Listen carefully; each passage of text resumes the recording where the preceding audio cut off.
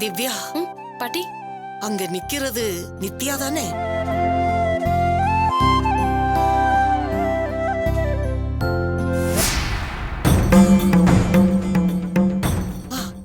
ஆமா அவ ஏன் அங்க தனியா நிக்கிறா?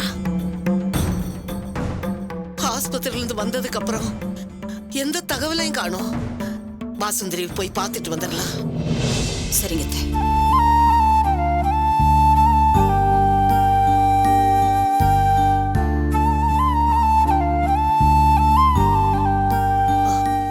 நித்யா, நித்யா, எப்படிம்மா இருக்க?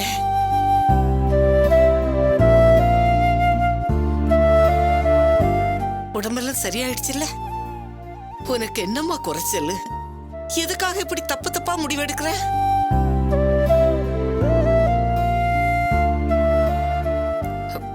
பாட்டி சொல்றது சரிதானம்மா.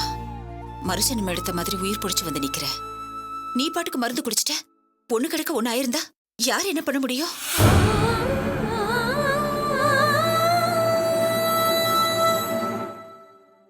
இப்போ உடம்பு பரவாயில்ல தானே? நல்லா இருக்கியாமா?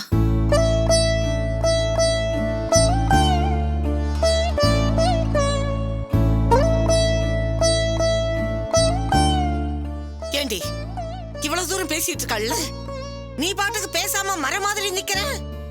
வாய் திறந்து பேசினா முத்தா உதிர்ந்துரும். ஏன் உன் ஆத்தாக்காரி புத்தி உனக்கு வந்துருச்சா? ஏய், பெத்தவளா இருந்தாலும் அவகிட்ட இருக்கிற நல்லதை மட்டும்தான் எடுத்துக்கணும். உனக்கு ஒரு கஷ்டம்னு ஆஸ்பத்திரியில சேர்த்தப்போ ஓடி வந்து நின்னாள்ல, அந்த நந்திய நினைச்சாவது சரியாயிடுச்சு பெரியம்மா, நல்லா இருக்கேன்னு ஒரு வார்த்தை சொல்லாமல. ஏ, உனக்கு கல்யாணம் பண்ணி வைக்கிறதுக்கு மட்டும் பெரியம்மா வேணும். உனக்கு காரியம் ஆகணும்னா மட்டும் அவ காலை சுத்திக்கிட்டு இருப்ப. இப்ப வாய் திறந்து பேசுறதுக்கு வலிக்குதா?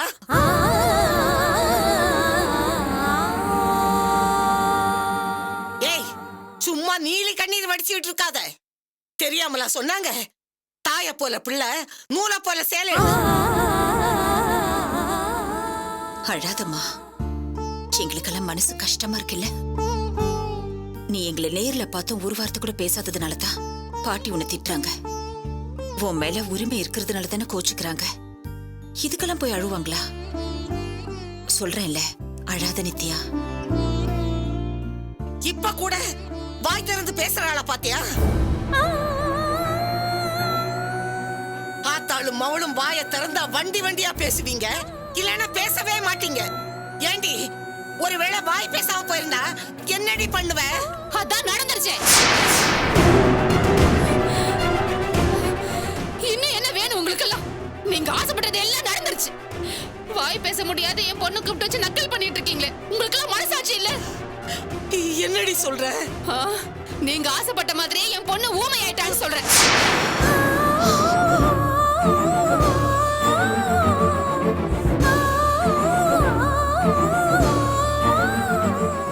வாய் மூடு வசந்தா. என்னதான் கோவம் இருந்தாலும் பொம்பளை புள்ளிய போய் இப்படி சொல்லலாமா? பேசாதடி சூனியக்காரி. நீ சாபம் கொடுத்து கொடுத்ததாண்டி இப்ப என் குடும்பம் அந்த நிலைமைக்கு வந்து நிக்குது. இவளுக்கு பேச்சு போச்சு. மிச்சம் இருக்கிறது என் பையன் மட்டும்தான். அவனுக்கும் சாபம் கொடுத்து வீட்லயே உட்கார வச்சிரு. அப்பதான் உனக்கு நிம்மதியா இருக்கும்.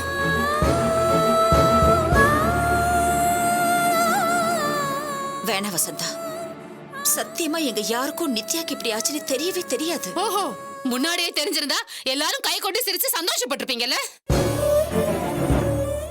அது ஓம் புத்தி. எங்களுக்கு அதெல்லாம் வரவே வராது. யாருக்கு? உனக்கா? ஏன் 50,000 ஏமாத்திட்டோன்னு தெரிஞ்சதும் என் குடும்பத்தை நீ சபிச்சு கொட்டல? அந்த சாபம் தான் என் குடும்பத்தை பாடாப்படுத்திட்டு இருக்கு. இப்பவே நான் உன் பணத்தை கொடுத்துறேன். என் பொண்ணை பேச வச்சிருவியா? என் குடும்பத்துக்கு நிம்மதியை கொடுத்துருவியா?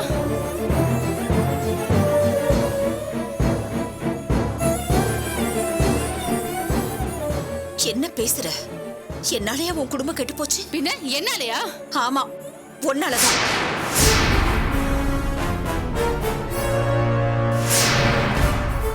நல்ல ஆளா இருந்த உன் புருஷனை தப்பான ஆளா ஆக்குனது உன் பேரச புத்தி தானே? எனக்கு சேர வேண்டிய பங்க கொடுக்க விடாம செஞ்சு என்னை வீட்டை விட்டு துரத்துனது நீ தானே? என் பணத்தை எனக்கு கொடுக்கலன்னு உங்க மேல எனக்கு கோவம் இருந்துச்சு. அதுக்காக உங்க குடும்பம் அழிஞ்சு போயிடணும்னு மறந்து கூட என் வாயில இருந்து வராது. பொன்னையும் உன் புருஷனையுமே நான் எதுவும் சொன்னதில்ல. இந்த புள்ளைங்க மேலேயே நான் சாபம் கொடுத்துருவேன். இதுக்கப்புறமாவது புருஷனும் பொண்டாட்டியும் திருந்தி நல்ல வழியில வாழ பாருங்க. உங்க பாவத்தை எல்லாம் இவங்க தலைமையில இறக்கி வச்சிடாதீங்க. என்னடி நக்கல் பண்றியா? உன் பிள்ளைங்க எல்லாம் நல்லா இருக்குன்ற திமிர்ல பேசுறியா? சதா வாய மூடுறி. அப்படி என்னடி அவ பெரிய வாழாத வாழ்க்கை வாழ்ந்துட்டான்னு நினைக்கிறேன்? அவ படுற கஷ்டம் என்னன்னு எனக்கு தாண்டி தெரியும். இந்த வீட்டுக்கு வந்த முதல் வாரிசு கலைஞ்சு போச்சுன்னு நாங்களே தவிச்சுக்கிட்டு இருக்கோம். இதுல நல்லா வாழ்றோம்னு பொறாமையாடி. போச்சா? புள்ள கலைஞ்சு போச்சா?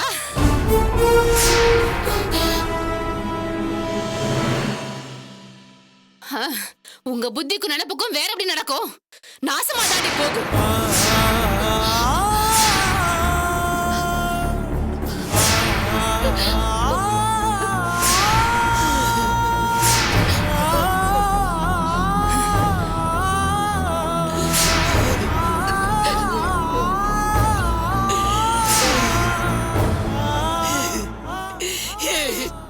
கோயிலுக்குள்ள நின்னுட்டு என்ன வார்த்தடி பேசுற?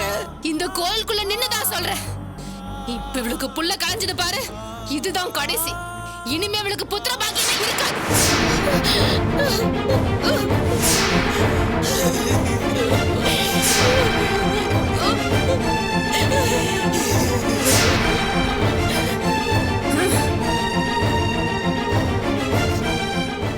சுந்தரி வீட்டுக்கு வாரிசே இல்லாம போயிடும்டி.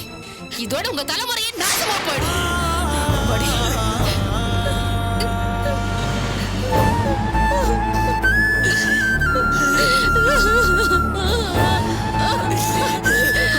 அழுது திவ்யா, சொன்ன கேளுமா.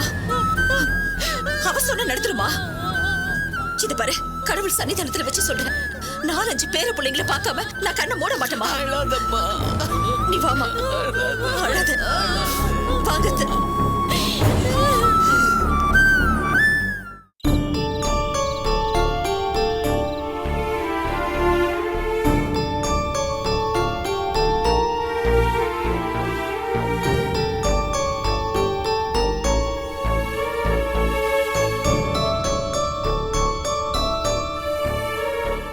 டேய், அது நம்ம சஞ்சய் மாதிரி இல்ல?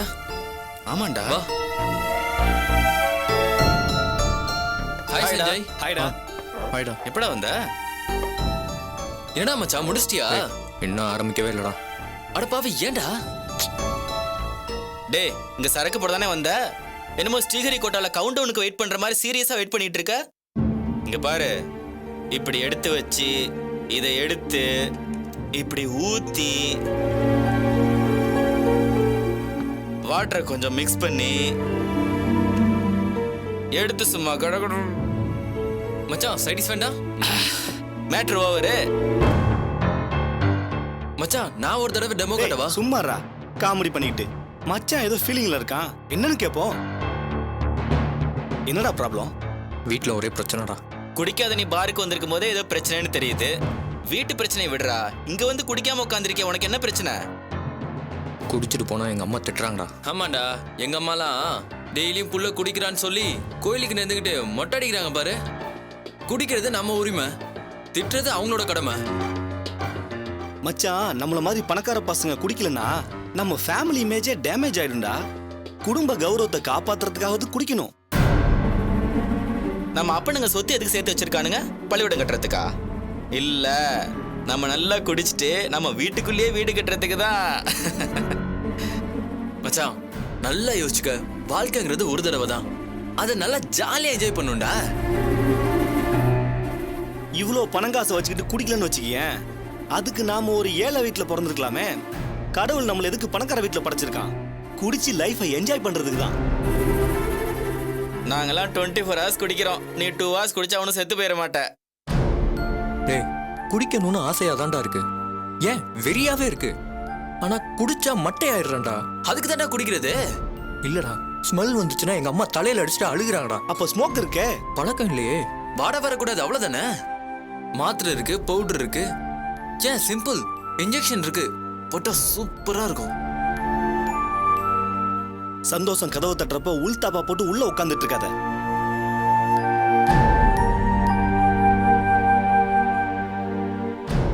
இது சொர்க்கத்தோட விசிட்டிங் கார்டு. ட்ரை பண்ணி பாரு. ஓகே மச்சான், நம்மளாம் கிளம்பலாம். நம்மால அங்க வெயிட் பண்ணிட்டு இருப்பான். எதுக்குன்னு கேள. எதுக்கு? Snake byte. குட்டி பாம்பு நம்ம நாக்குல ஒரே ஒரு கொத்து கொத்தும். அப்படியே நம்ம சொர்க்கத்துக்கு போன மாதிரி ஒரு ஃபீலிங் இருக்கும். நெக்ஸ்ட் டைம் உன்னையும் கூட்டிட்டு போறேன். டேய் வாங்கடா. ஓகே மச்சான், போயிட்டு வரேன். பாய். வரட்டுமா மச்சி? பாய்டா.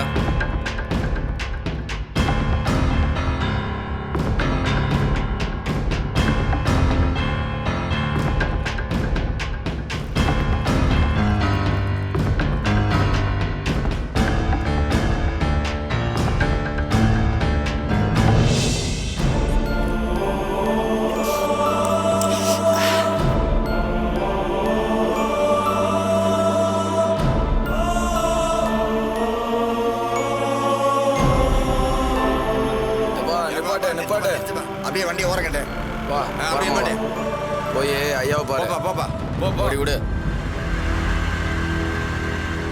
ஏய் வாய் ஊது. எதுக்கு? நீ குடிச்சிருக்கே இல்லையான்னு பார்க்கதான். இப்போ உங்களுக்கு குடிக்க கூடாதா இல்ல போதையில இருக்க கூடாதா? என்ன தம்பி நக்கலா? இல்ல விக்கல். ஆ? வண்டி ஓரங்கட்டு ராஸ்கல். சார் வண்டி சாவியை கொடுங்க சார். எதுக்கு சார் எடுத்தீங்க? வண்டி ஓரமா விட்டுட்டு ஜீப்ல பேரு. எதுக்கு? உனக்கு பிளட் டெஸ்ட் பண்ணி நீ போதையில இருக்கியா இல்லையான்னு செக் பண்ணதான். அதுக்கு எதுக்கு பிளட் டெஸ்ட் எடுக்கணும்? நான் போதையில தான் இருக்கேன். எதுவா இருந்தாலும் ஹாஸ்பிட்டல்ல வந்து சொல்லு. சார் டயலாக மாற்றி பேசுறீங்க. வழக்கமாக எதுவாக இருந்தாலும் ஸ்டேஷனில் வந்து தானே பேச சொல்லுவீங்க. அப்போ தானே நீங்கள் போலீஸு. என்னடா கலாய்க்கிறியா? போடா போய் வண்டியில ஏறுறா. என்னது போடாவா? பின்ன உன்னை சார்னு சொல்லுவாங்களா? போய் வண்டியில ஏறுறா. ஒரு நிமிஷம் இருங்க.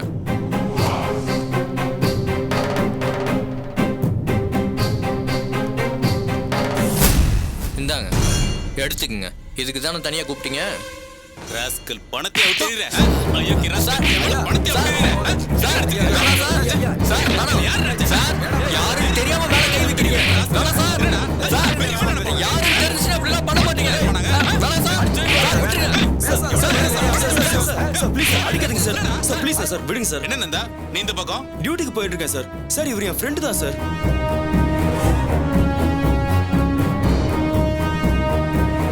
இவன் கூட எதுக்கு பழக்கம் வச்சிருக்கிற? சரியான பொறுக்கியா இருக்கிறான். என்னைய நக்கல் பண்றான் இவன். பணத்தை தூக்கி ரோட்ல போட்டு எடுத்துக்கோங்கறா. என்ன பண திமிரா? Sir please sir. சார் எனக்காக ஒரு மன்னிச்சு விட்டுருங்க சார். Please sir. உனக்காக விடுறேன். இனிமே உன இந்த பக்கமே பார்க்க கூடாது.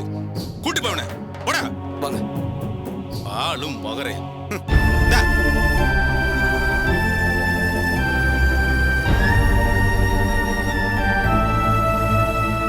இந்தாங்க.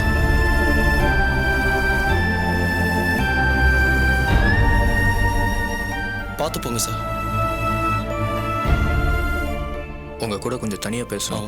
சுரேஷ் நீங்க என் பைக் கிட்ட இருங்க. இதை வந்துடுறேன். சொல்லுங்க.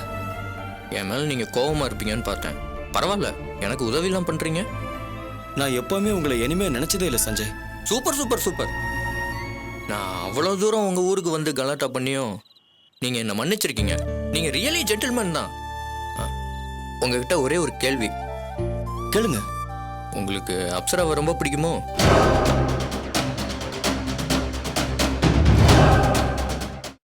உங்களுக்கு அப்சராவை ரொம்ப பிடிக்குமோ?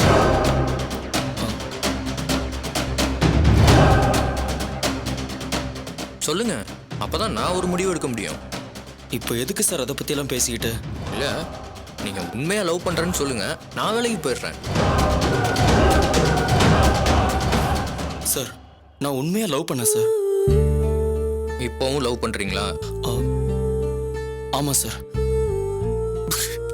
அப்புறம் என்ன, நீங்க ரெண்டு பேரும் ஒன்னா சேர்ந்து சந்தோஷமா லைஃப் ரன் பண்ணுங்க.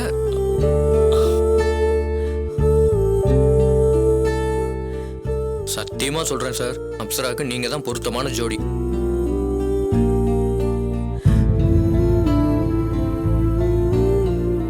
இனிமே உங்க வழியில இனிமேல் நான் குறுக்க வரவே மாட்டேன். எங்க சார் ஊர்ல நடந்த கலாட்டாவில் கோச்சிக்கிட்டு அப்சரா எங்க போனானே தெரியல. என் அக்காவோட பார்லரில் தான் இருப்பா. இப்போ பார்லர் அவங்க கிட்ட இல்லையாமே, வேற யாரோ வச்சிருக்காங்களாமே. ஏன் தெரியல சார். எங்கள் பெரியம்மா வீட்டில் போய் கேட்க வேண்டியதானே? அவங்க வீடு எனக்கு தெரியாது சார். காலையில் பிள்ளையார் கோயில் தெருவுக்கு வந்துருங்க, நான் கூட்டிகிட்டு போகிறேன். என்ன நம்ப முடியலையா? நாளைக்கு காலையில் வந்து பாருங்க சார், இந்த சஞ்சயை பற்றி முழுசாக புரிஞ்சுக்குவீங்க. ஓகே, நான் வந்துடுறேன். சரி, நான் கிளம்புறேன். சரி.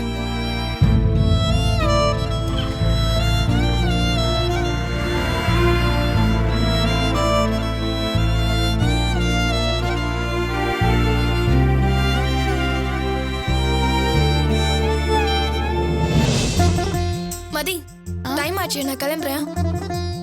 இருந்துட்டு காலையில போலாம்ல. இல்ல மதி, எக்ஸாம் வேற இருக்கு. நான் புக் அங்க வச்சுட்டு வந்துட்டேன். சரி, சாப்பிட்டாது போ. சாப்பிட்ட தூக்கம் வரும் மதி, அப்புறம் படிக்க முடியாது. அப்சரா, குழந்தை இப்படி இவனை தூங்க வச்சிரு. செல்லக்குட்டி, பாய்டா. நான் வரேன். பாய் அப்சரா. சரி வா சூர்யா. பாத்து. சரி, டைம் ஆச்சு, அதான் நானும் கிளம்புறேன். என்ன? சரி, எக்ஸாம் நல்லா பண்ணு. சரி மதி, போயிட்டு வரேன். வரேன் மதி. பாத்து போ. ஆ பாத்து பத்திரம். சரி.